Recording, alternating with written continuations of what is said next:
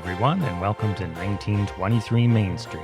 Home of the Daddy-Daughter Disney Travel Podcast. We are your hosts. I am Mike Bellobraddock. And I'm Amelia Bellobraddock.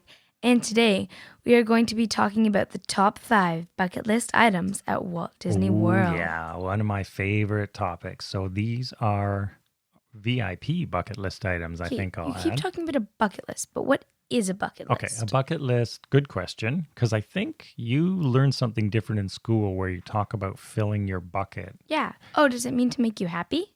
It does, but that's not where the term actually comes. It's a little bit morbid.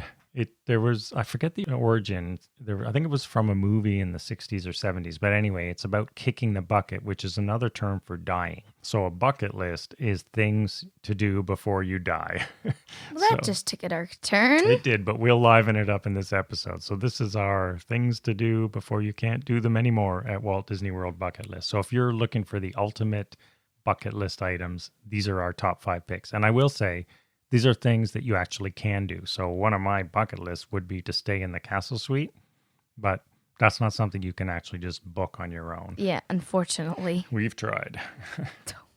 So we will talk about our top 5. So let's dive right in. What is our number 1? Now, I don't think they're actually in order, but you may. So we're just going to talk about the 5 in no particular order. Yeah, the rest of them are in no particular order, but for me, this has to be number 1 of all of them. And it is? The Bora Bora Bungalows, or staying at the Bora Bora Bungalows at the Polynesian. The Bora Bora Bungalows at the Polynesian Village Resort are our favorite single accommodation. And staying there is definitely a bucket list experience, I will say for sure. Yeah, so it's basically like staying in a 2-bedroom house. Yeah, on the water. On the water with your own mini pool thing in the backyard and swinging chairs. You get like a deck. It's beautiful. They're 2 bedrooms, too large, like a master with an ensuite, then a guest bedroom with a pull down Murphy bed. They sleep 9, I think. There's a full laundry room, mud room. There's a fairly large kitchen with upscale appliances, a huge family room, your own deck with your own plunge pool and swinging chairs, lots of outdoor space, and you are completely in your own space. No neighbors through the walls. There are neighbors, but they're not through the walls. So unlike someone once said to me, yeah, but what about a 2 or 3 bedroom grand villa? That's fine, but those are in the main buildings.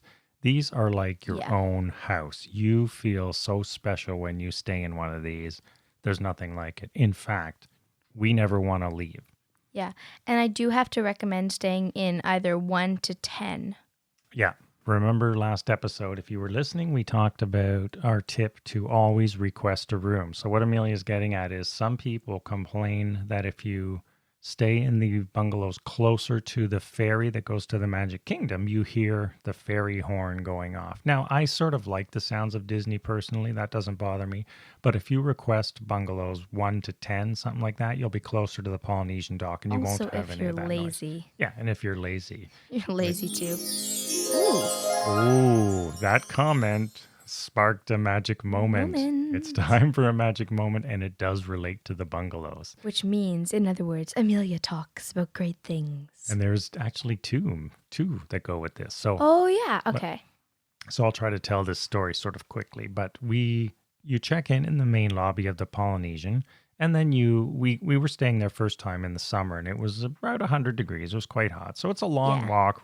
We check in. We get our magic bands assigned, and we're walking to the bungalow, lugging our luggage through the resort, sweating.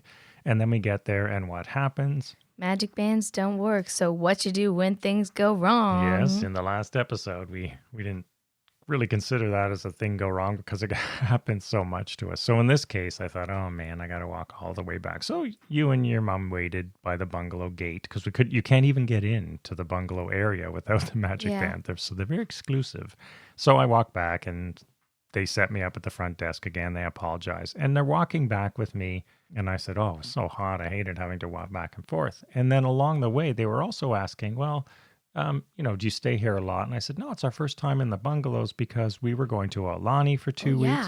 And we had all these DVC, Disney Vacation Club points that we couldn't use. So the bungalows are quite expensive per night, regardless of whether you're using points or cash. Yeah. So we had all this extra money. I said, so we decided to stay in the bungalow to get us the Hawaii feeling without actually staying there. But weren't we originally staying in the bungalow 15, I think? And then they moved us to bungalow 2? Oh, I think I did request a change. Yeah. As I always do. Because it was very far. It was like really long. So You're again, right. I did. I did that one right at the desk. Yeah, and I much recommend bungalows 1.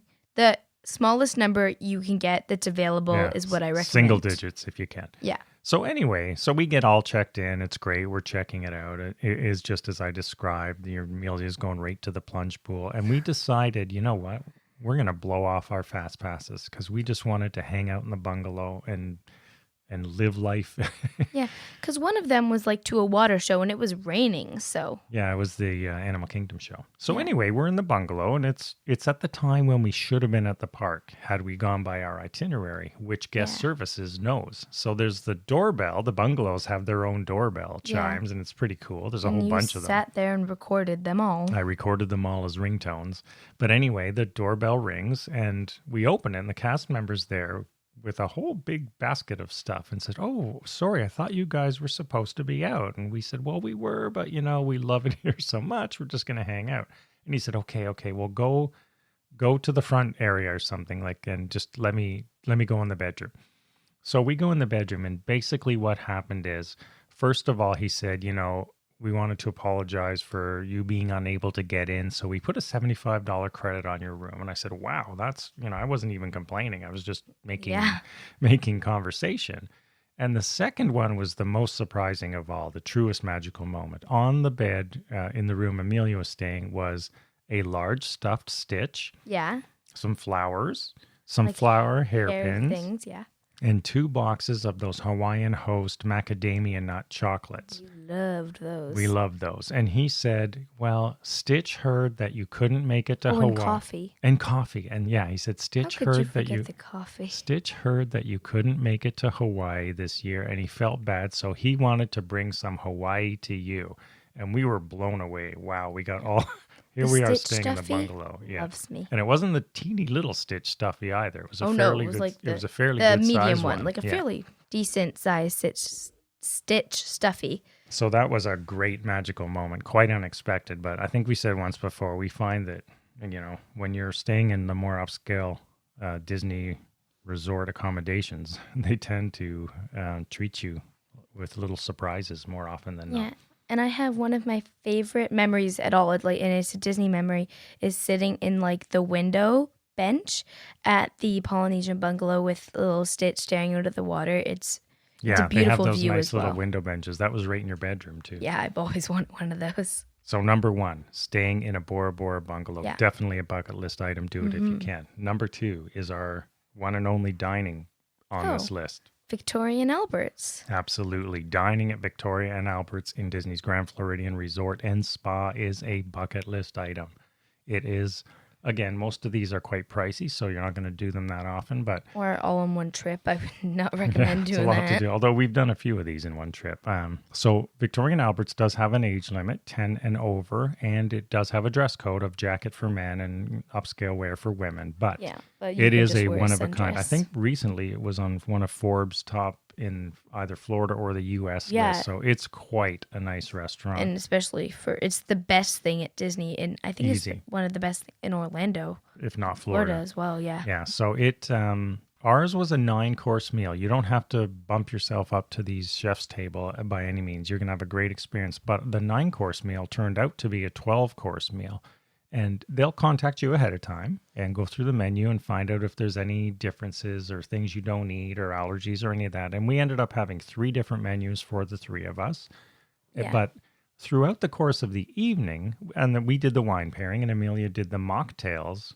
Which are very unique. They make them specifically a different mocktail for each course. And you always tried them and took nice long sips. And you can tell these things were freshly made in the back. And if you added a little rum or rye or something to these, they would have been amazing. I said, you should offer these for adults. They were delicious. So not only for kids, I had someone contact me on my blog because they were pregnant, and I said absolutely, the mocktails is a great substitute, for Yeah. for someone who's pregnant. You liked some of them I love better them than all. the. Yeah, I like them. Well, I'm not a huge wine fan. I did it because Mummy likes the wine, but I would have rather Yeah. had adult cocktails. I guess they would have been. Yeah. Anyway, so we had 9 courses, but throughout the night they said, "Oh, the chef has added another special course." Oh, and don't fill up on the bread because they bring you, like, obviously at any restaurant they bring you a little bit of bread, or they bring one for each course. You don't need to fill up, because I know you think, oh, these are so small, I'll take a bit of bread. No, you don't need to. Yeah, and it's very, very good, the bread, but yeah, you don't fill up on the bread. But yeah, so they came up with a few surprise courses, and one of them was a pre-dessert. And I'll just tell this quick story before we move on. So it was looked like cheesecake, and they called it a blue cheese cheesecake. But when you actually, there was a dessert after it, and when you tried the blue cheese cheesecake, it was actually blue cheese. Which you love. Which I love, but Amelia took one bite, and then she had to go to the ladies' room. Well, the first bite, I was like, oh, this is a bit different. I took another bite, and then I had to go. So anyway, long story short, she's gone for half an hour, and we're a little bit worried what's going wrong. And then one of our servers, he said, "Well, let's go. Do you want me to check?" And then we said, "No, we'll go check." And anyway, Amelia was actually hiding in the bathroom, waiting for them so they would take it away, but they weren't. We were waiting for her. It was still sitting there. So we said, it's okay if you don't like something, that was okay. So that was a bit funny. And then even after all the desserts, they brought all these chocolates, and we had to take those to go. There was only one they delicious, said, delicious, handmade. But there was one they said, we can't let this one go because it will spoil. It has to be eaten here, and that's fine. We didn't pick that one. But anyway, all in all, Victoria and Albert's definitely a VIP must-do bucket list item for Walt Disney World. What else you got on that little list of yours? Number 3 on the list also happens at Disney's Grand Floridian Resort. Oh. And we did it on my 100th Walt Disney World vacation, something I really love. Do you know what it is? This is the Grand One Yacht. Yes, and specifically I will say, do the fireworks cruise on the Grand One Yacht. So if you don't know the Grand One, it is a 52-foot Sea Ray. You'll see it parked in the marina at the Grand Floridian. And this yacht surprisingly holds 18 people. So on my 100th Walt Disney World vacation, which happened in March of 2019, we had a lot of our family and friends down. So we had 18 people on this boat, and we did the fireworks cruise, and it's amazing. They say it's an hour, but they had us out for like an hour 45 easily. Yeah. And you cruise all around. And, it's fun going by the Cascade Cabins at Wilderness Lodge, and they're waving at you. And my cousin, he was like taking videos of the fireworks from right up close, and he posted them on Instagram. Someone's like, where did you get that good? Yeah, where was that angle? Like, where was that angle? Where can I do that? Well, I mean, if you want to go on the Grand One Yacht. Yeah. Easily. It was quite cool. And there's bedrooms. Yeah. There's 2 bedrooms. Yeah. There's a master and a guest. And there's 3 bedrooms. And there's 2 bathrooms. And you can have food, but I would recommend if you do it, we just did beer, wine, and desserts. And you do have to book this thing like dining in advance, especially if you want the fireworks cruise, because there's only one of those per day. And again, it's in the thousands when you're done. And, we tipped the captains at the end. We had 2 captains, but it was an amazing experience. Definitely a bucket list item to cruise on that Grand One Yacht. So I highly recommend that. And they do them throughout the day as well, but really the nighttime one is the most fun. Yeah. All right. Number 4 is an interesting one. And I didn't tell you what this one was, but this is the private VIP tour. Oh, yes. Okay. So Disney has a lot of special tours, and we've done the Wild Africa Trek and the Star Wars, and there's all those different tours, but the private VIP tour is the ultimate one of these, and it is the one where you basically have a private tour guide. Well, not basically. You have yeah, that's right. The plaids, they're known for short. They're very fancy. You can do these at Disneyland as well, and we've done it there too. But it is the price ranges depending on the time of year. So if it's busy, it can be up to $600 an hour, and there's a 7-hour minimum. So you're into the $3, $4, $5,000 for this thing for a 7-hour Yeah. tour. But essentially, what it is in some ways it's like the ultimate fast pass. So It they is. they will take you wherever you want to go and get you on any ride you want, but you go through the fast pass line. Yeah, and what we did was when we did the one in Disneyland, and this was before Galaxy's Edge had opened in Florida, and we actually got to go on Smuggler's Run with like very quickly, very little line, and then we got up. He's like, "You want to go again?" Yeah, so I'm like, great. it's great. And actually, you reminded me. I'm going to tell a little story related to that. That's just an interesting point. Because one of the things, people get different experiences on this Yes. VIP tour, I've learned. So it really depends on what kind of tour guide you have. Yeah, it can be inconsistent, which we didn't really like. For example, on that one, we didn't get pins. We had to basically buy the food for our tour guide. So, it was sort of odd in that respect. But the tour guide was very knowledgeable. And one of the things I liked on that Disneyland one, even though we're talking about Disney World, you do the same tour there. But this interesting thing, because we were at Galaxy's Edge, and he started talking about celebrities. And I said, do celebrities do these VIP tours? And he said, well, there's two types of celebrities. Oh, yeah. And in Disneyland, there's more because it's near LA. Yeah. They get a lot more sort of high profile celebs through Disneyland than you tend to see at Walt Disney World. And he said there's the ones who truly are A-list, and then there's the ones who think they're A-list. Oh. And he said the ones who think they're A-list are the ones who we take through this tour, and they basically go do what you're doing. But the ones who are truly A-list, and he listed Ariana Grande and a couple of other people, Yeah. who have special requests for how they ride each ride. And the one thing that really struck me is we were talking about Smuggler's Run, and he said, well, when certain celebrities of that caliber do this ride, they demand that the entire ride be closed, and then they ride it by themselves, even though there's a whole bunch of different theaters. So he said the bottom line was, so just remember, sometimes when a ride is down and there's no apparent reason, it may not be that it's broken. It may be that a celebrity is riding the ride, which I, in all these years, never really heard before, and thought that was sort of pretty cool little fact. And he said also in Space Mountain, they need like an empty car, and then the car in front of them and behind them is empty, which I do get. Like, you don't want, if they are truly A-list, you don't want like crazy fans. Yeah. I do understand that. There were some pretty interesting factoids that you do get from your VIP tour guide. Same at Walt Disney World. Just you'll find hidden Mickeys you didn't know exist and things like that. So, but it is a bucket list item. It's not something you're gonna want to kind of spend that money every single time you're there, I wouldn't think. But it is fun to do. You do feel special in all of these bucket list experiences for sure. And you do get very, very fun fast passes, and a lot of them as well. Yeah, you can, it's the type of thing, if you're only there for a day or something and you want to see everything, you're definitely going to want to consider a VIP tour because they are good in that respect.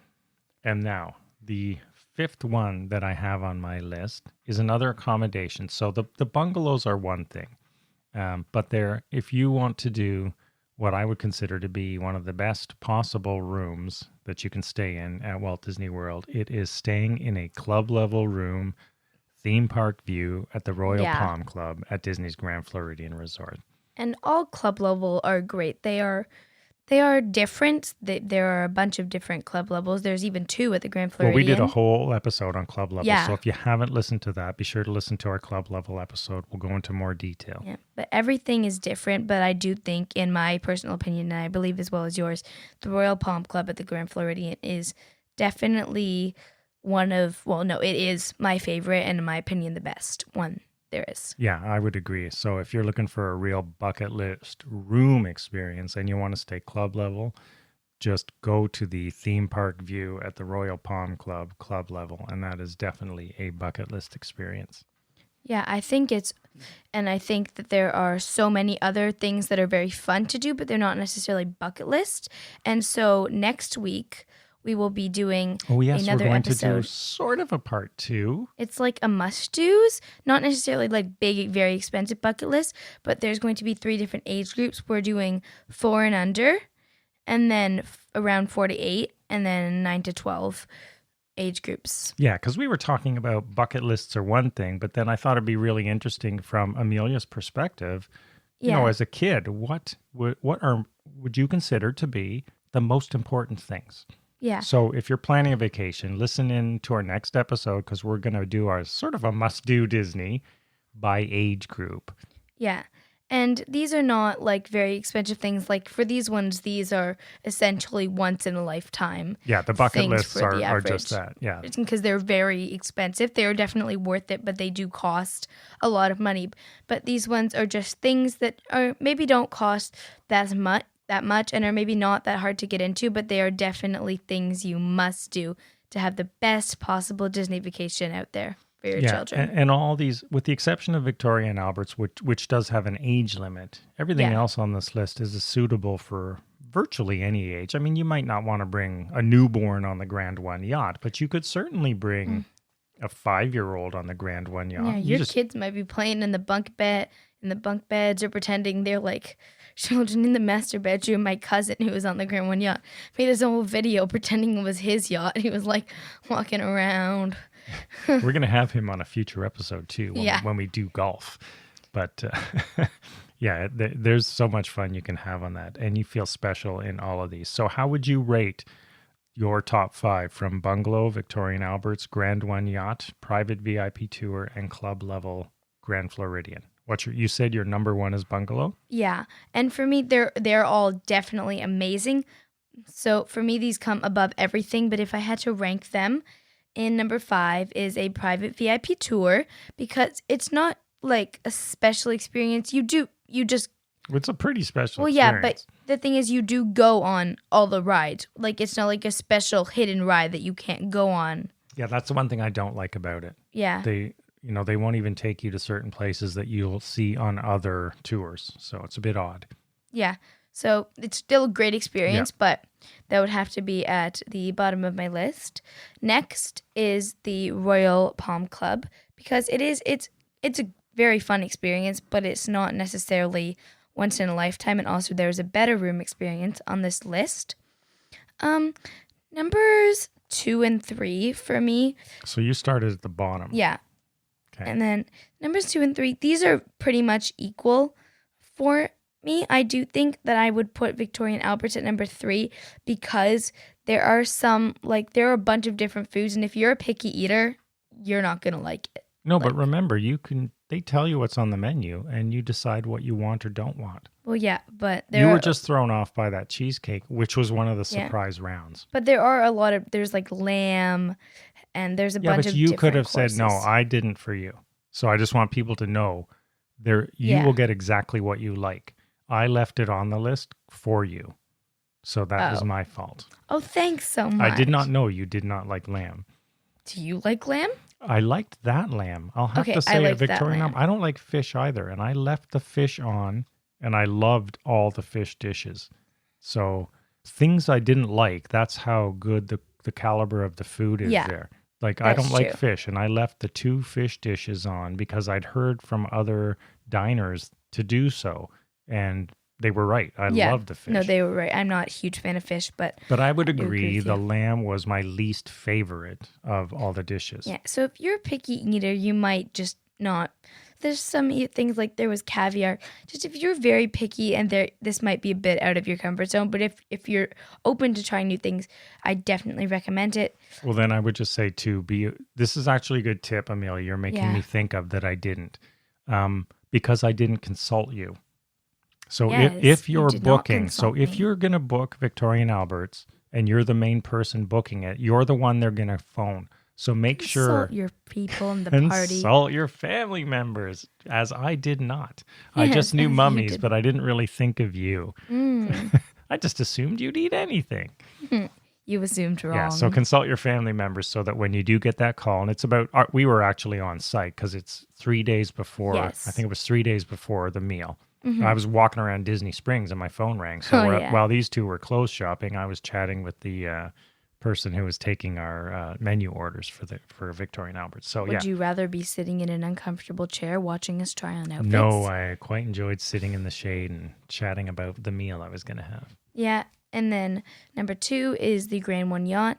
The food is actually very good. Like it is some snacks, but they do make desserts, and there's Yeah. good. There's like Mickey mini cakes. So which we had. similarly, they'll send you. Yeah. You're going to have your Grand One Yacht concierge, and they'll send you a menu. They'll ask you, do you want? We just didn't want to deal with hot food because honestly, Yeah. You're on there for a short time. You don't want to be sitting around eating hot It food. depends what time of day. Like we did the fireworks cruise, so that's at night. So you want kind of a dessert party kind of thing. Yeah. And they'll send you a list. So you'll see how much everything costs, and they bring it for you to the boat and whatever drinks you want. And then you also said like dessert and wine and beer, but they also have like Coke and Sprite, and you can take it all. Yeah, they do have soda pop and chips. Yeah. Just free that are on there. Yes, and they tell you at the end, take it with. Take everything because you've paid for it. Take everything off this boat, food-wise. So I'm just gonna lug a bed so out. we had Disney bags. Remember, we had 18 people on there, so we had lots of stuff to take back to our rooms, which was great. A super experience. Definitely would do that again.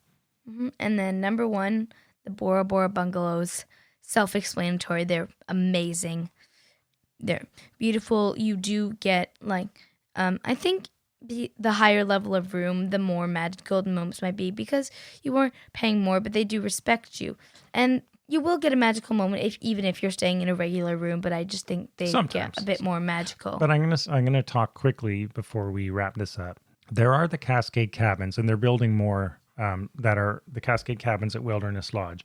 The reason I do not like those as much as the Bora Bora bungalows is that, first of all, they're not quite over the water. So I love the way the Bora Bora bungalows are. I love the view. I like the water. I like the style of the bungalows. Yeah, they do look very Polynesian or Hawaiian-ish. Yeah, well, the inside of the Cascade Cabins are stunning. The outside to me just looks like a cheap shed for some reason. I just don't like them. I don't understand why they designed them that way. They don't even look like cabins. I thought they might have done sort of an upscale log cabin look, but whatever. But if you care more about interior, they are very nice on the inside. But still, for me, it's heads and tails Bora Bora bungalows if you're going to stay in one of those. They're going to build more reflections, so we'll see. Maybe those will have that log cabin look. We'll have to wait and see. And I think that's it. So those are ours. So listen, if you have VIP experiences that we've missed, I think we've done just about everything there is to do at Walt Disney World, but love to hear what your bucket list experiences are, or if you have any questions about any of the ones we talked about, feel free to contact us. Go to 1923mainstreet.com, get the contact, and shoot us a note. We love to hear from you. We love answering questions. If you have a show idea, love to hear that too. And we are on social media at 1923 Main Street. So check us out there. Twitter, Pinterest, Instagram, Facebook. We're everywhere. So we put lots of show updates there. So please feel free to reach out. So thank you, everyone, for listening today. We hope you found it interesting. And if you try one of these, let us know what you think. Hope you enjoy it. And have yourselves a great day. Bye-bye.